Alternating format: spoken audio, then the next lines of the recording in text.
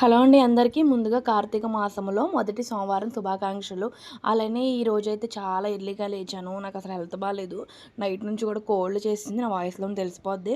అయినా కూడా స్వామివారికి అయితే పూజ చేసుకోవడం, శివయ్యకి మాత్రం మార్నింగ్ అయితే లేచి మొత్తం ఇల్లంతా క్లీన్ చేసుకొని, ప్రసాదాలు నైవేద్యం అయితే పాలు అలాగే అరటిపళ్ళు అయితే పెట్టుకుని, నైవేద్యంగా అయితే ఒక తాంబూలం కూడా పెట్టుకొని, శివయ్యకి మాత్రం పూజ చాలా ప్రశాంతంగా చేసుకున్నా. ఈ 3 డేస్ ఏంటంటే తుఫాన్ అంట కదా! సో 2 డేస్ అయితే స్కూల్ లేదు జాను పాపకి.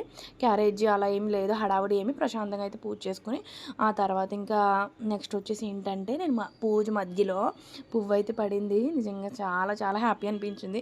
అది తీసుకుని అయితే అలా పెట్టుకున్నాను. అలా హారతి ఇచ్చేసుకొని ముద్ద కర్పూరంతో నేను కూడా హారతి తీసుకున్నాను. మన వీడియోస్ చూసి మరి లైక్ చేయండి, షేర్ చేయండి, సబ్స్క్రైబ్ మాత్రం చేసుకోవడం మాత్రం మర్చిపోవద్దు. Thank you for watching. అలానే ఓం నమ శివాయ. ఇంకొక గుడ్ న్యూస్ ఏంటంటే బిగ్ బాస్లోని రమ్య మోక్ష ఉంది కదా, రాజమండ్రి పికిల్స్ పాప, తనైతే నైట్ ఎలిమినేట్ అయింది. నాకైతే నైట్ మామూలుగా హ్యాపీగా లేదు. Thank you for watching. Bye bye.